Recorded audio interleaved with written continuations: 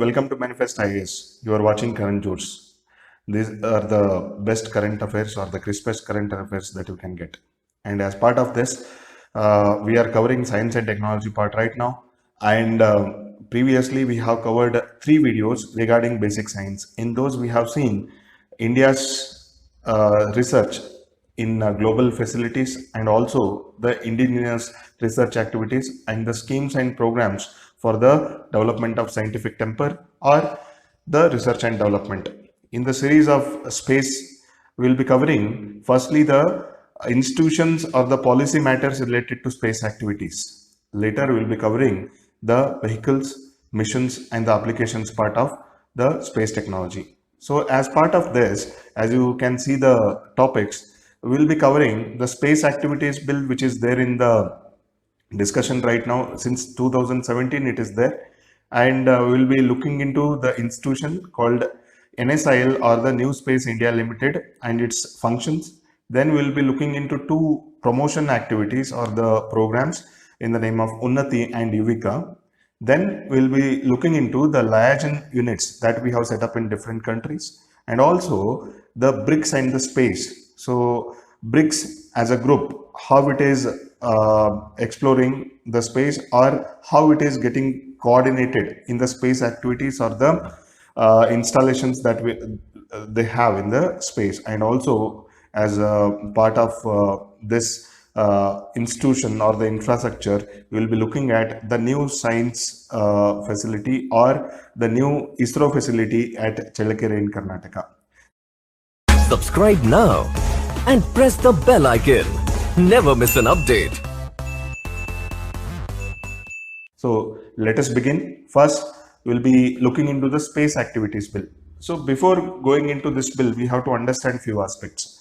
India has certain policy with respect to space activity. We have 2 different policies. That is mainly with respect to the SATCOM, that is the satellite communication policy we have. And the second one is the remote sensing data policy we have. So these are the 2 policies we have. But if you look at the bigger regulatory authority, there is no regulatory authority as such.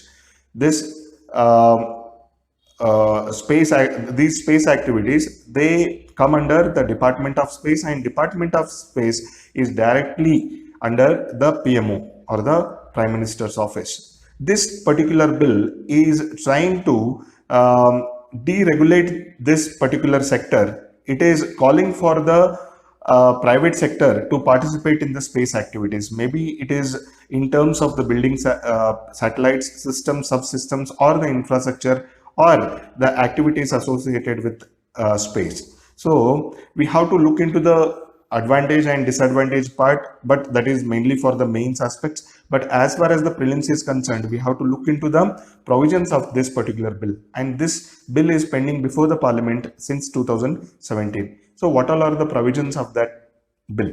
So it encourages the participation of private sector in space activities. As I told, we are making the doors open for the private sector. And previously also, as part of our SATCOM policy and remote sensing data policy, we try to get the involvement of the private sector, but it did not achieve its goal. So it is stale now. So we are coming up with a new bill.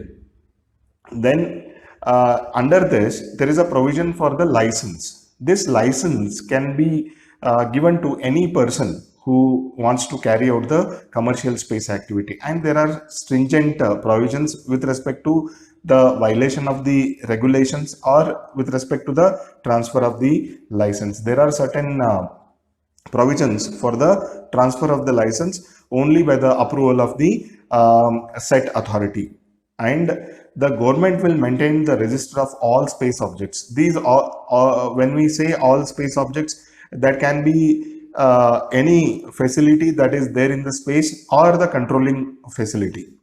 And next one, it provides the regulation of procedures to conduct the space activity. So whatever that is associated with the space object or its applications and its user, everyone is regulated under these procedures. And the obligations with respect to the offenses committed. So there is a strict obligation under this particular bill. Then finally, a very important aspect of this bill is the liability factor. Liability, it is in case of space disasters, and this liability is on the onus of the private participators. So this is a bone of contention, because when we look at the nuclear liability bill, it says that in case of any disaster, even the installers or the service providers or the private entities which have installed the nuclear reactors, so they are responsible. So that is why the foreign investors are a bit apprehensive about these kind of liability obligations. So even in terms of the obligations with respect to space disasters, we have to think about it, and there are many inputs from the scientists or the researchers or the legal advisors. So we have to think about this particular thing. So this is very important. As of now, the bill puts the liability on the operators. Then it also provides the protection for IPRs. So whatever the IPRs that we are getting for the processes and the products, they are protected well. Though there will be a chance of knowledge transfer or the technology transfer, but there is a strict protection of IPRs. And that is what we have learned in the space activities bill. The next important topic or the institution name is New Space India Limited. New Space India Limited, it was established last year, and we have to look into the functions of this New Space India Limited. It will act as a commercial body or the commercial wing of the ISRO.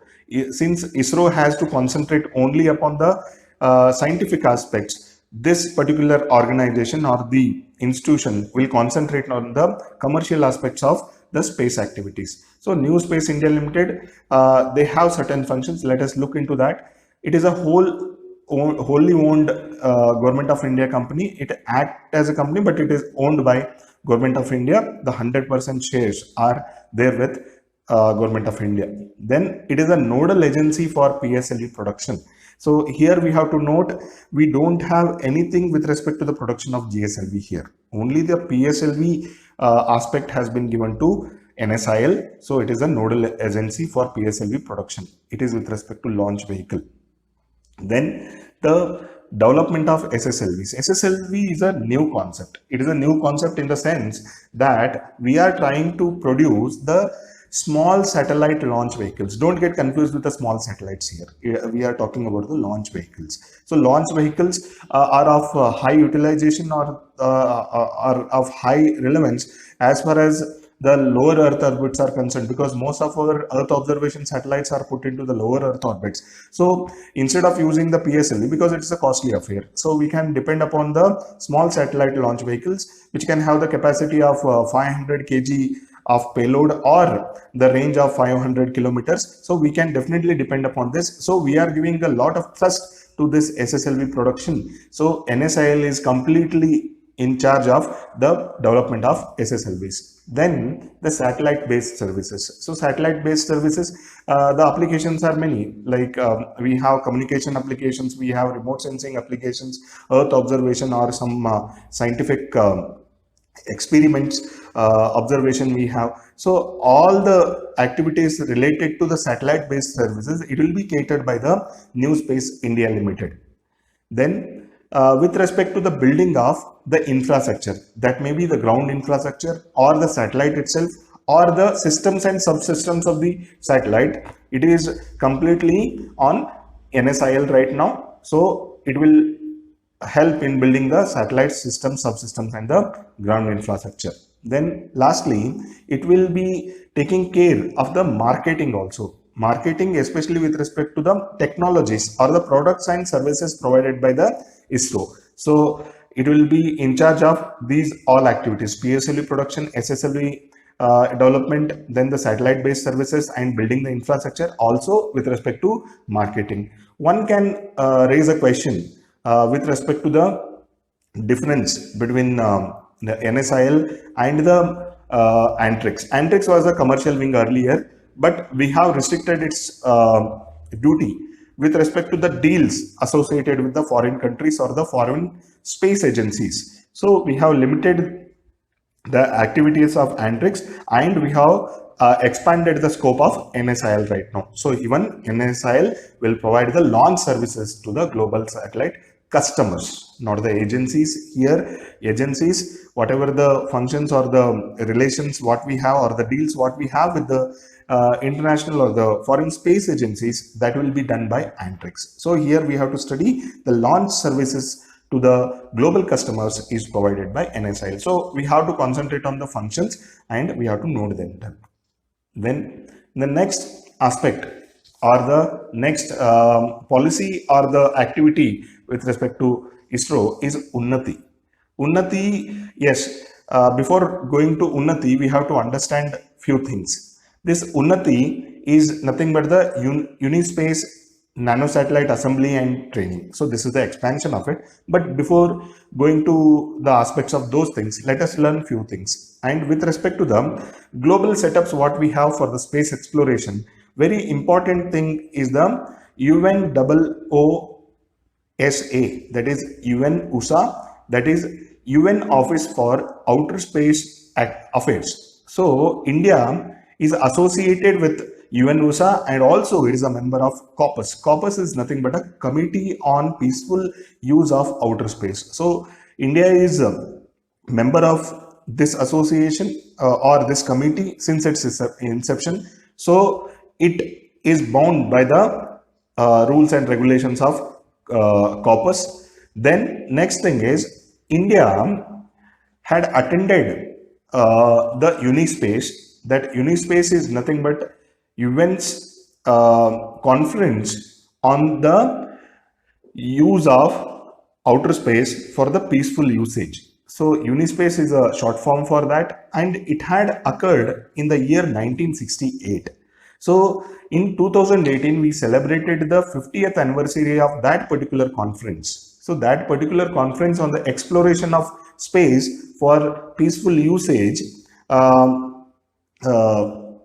had a very important thing. In that particular meeting or in that celebration, all the spacefaring nations were called for some of the altruistic activities.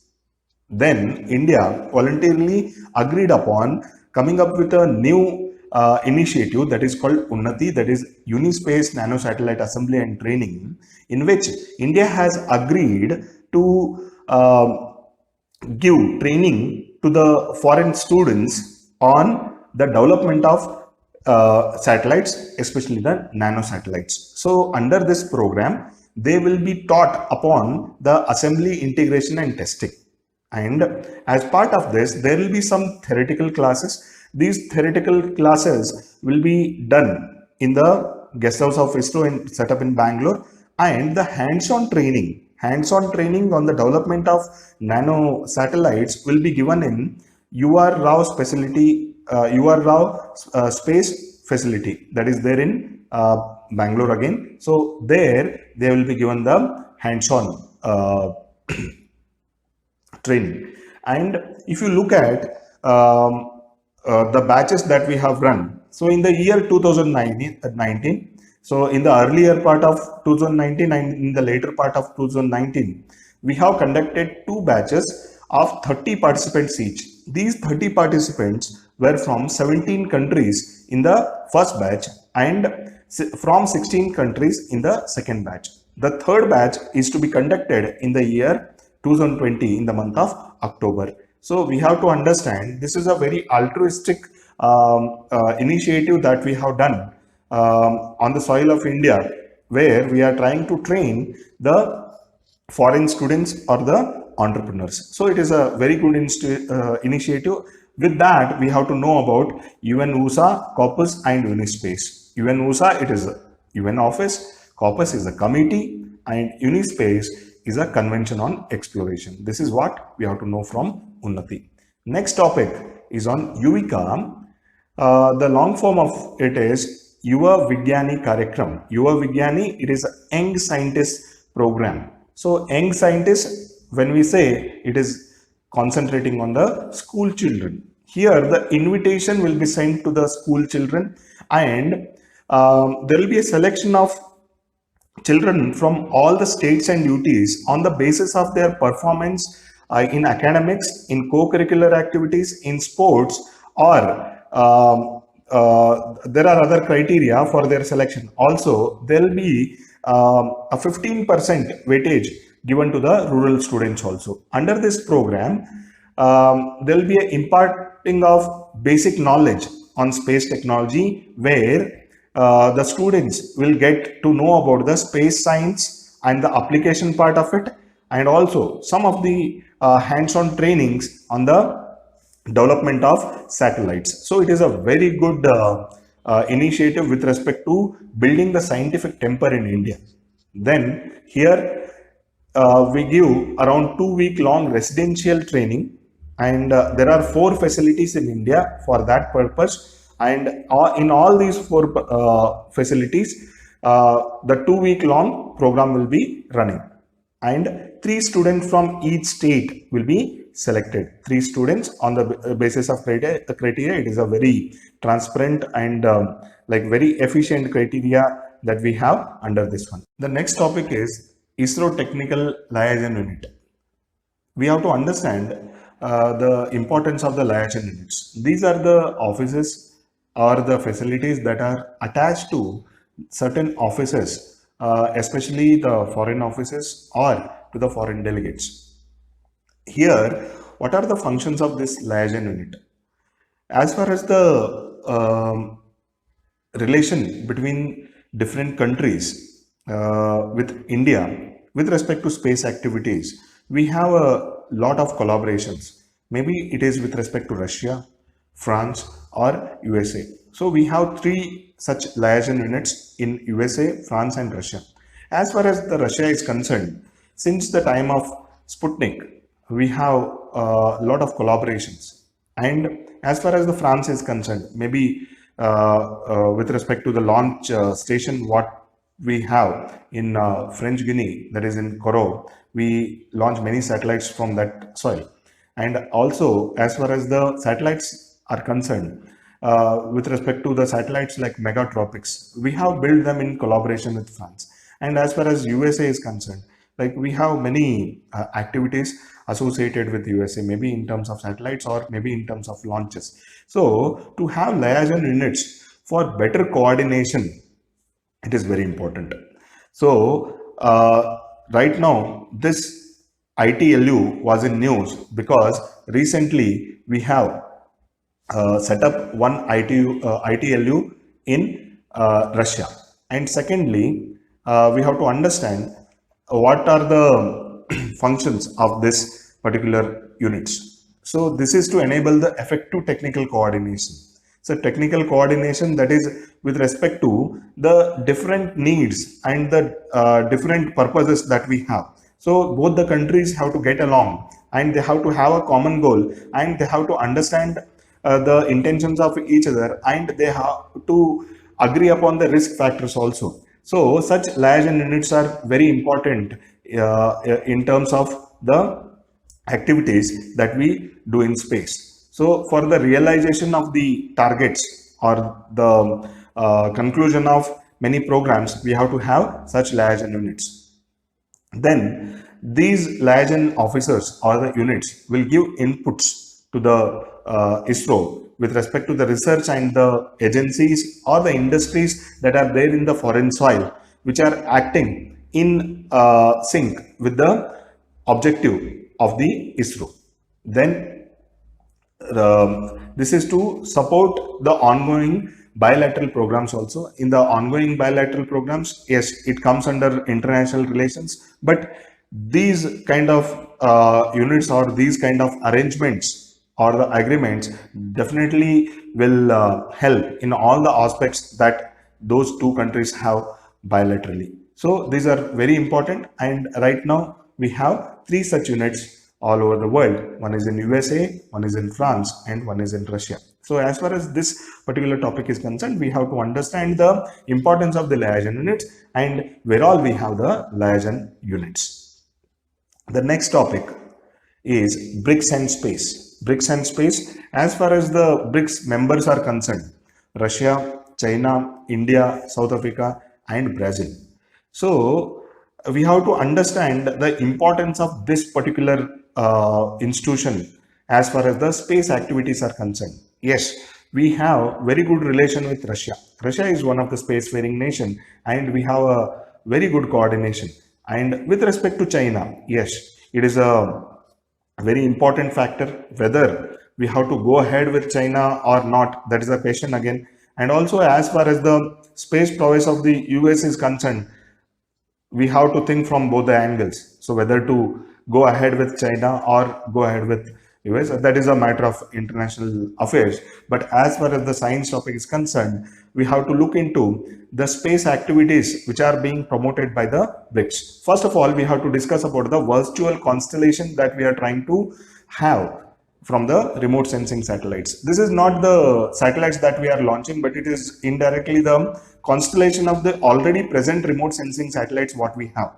All these countries, except South Africa, have their remote sensing satellites. So all these satellites will act like a constellation, and directly, if you want to say, we are going to share the data that we are getting from these remote sensing satellites. That will help in some kind of resource management or the disaster management. So again, it is part of a soft diplomacy as far as the BRICS is concerned. Then next thing, we are trying to build one remote sensing satellite also. So that is like a BRICS satellites. We have heard of the SARC or the South Asian satellite, but such a satellite will definitely have a common objective as far as the remote sensing is concerned. So we have a good plan as far as the developing of one satellite under the banner of BRICS. Then the next thing is we are trying to build a pact, legally binding pact, to prevent the space weaponization. Yes, space weaponization after the Trump era in US, all the countries have started to showcase their arms race in the space. So India also has done, or it has also showcased its importance or showcased some kind of power it has through the activity called Mission Shakti, in which we try to use our anti-satellite systems, and we demonstrated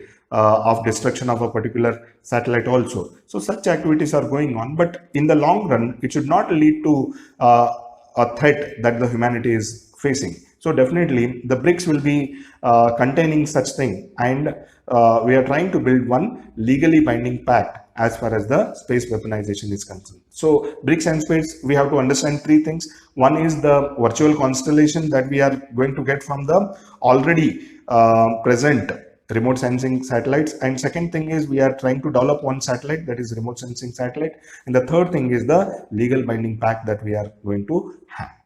Next one is very important thing as far as the ground infrastructure is concerned, and we are talking of the human space flight or the Gaganyaan mission. We are trying to get it in the year 2021 as the uncrewed flight, and in year 2022 we are trying to get the crewed launch.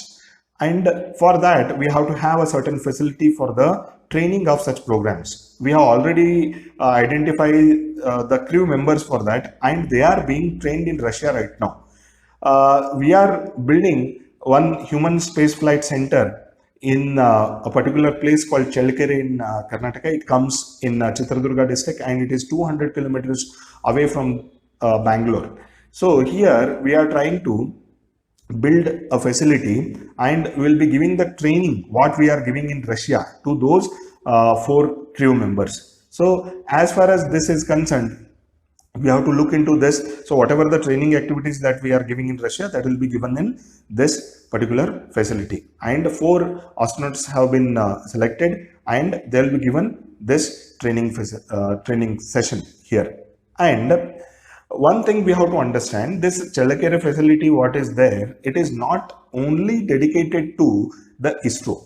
This is a vast area. It is a very huge area in which we are having different science facilities, and this particular place is called Science City. This is not just for ISRO, but different activities of ISRO, DRDO, BARC and IISc are being conducted here, and they have certain land holdings in this Science City. And as far as the activities are concerned, ISRO is trying to have facility with respect to communication and the remote sensing satellite. In addition to that, it is going to have the human space flight hub or the center there.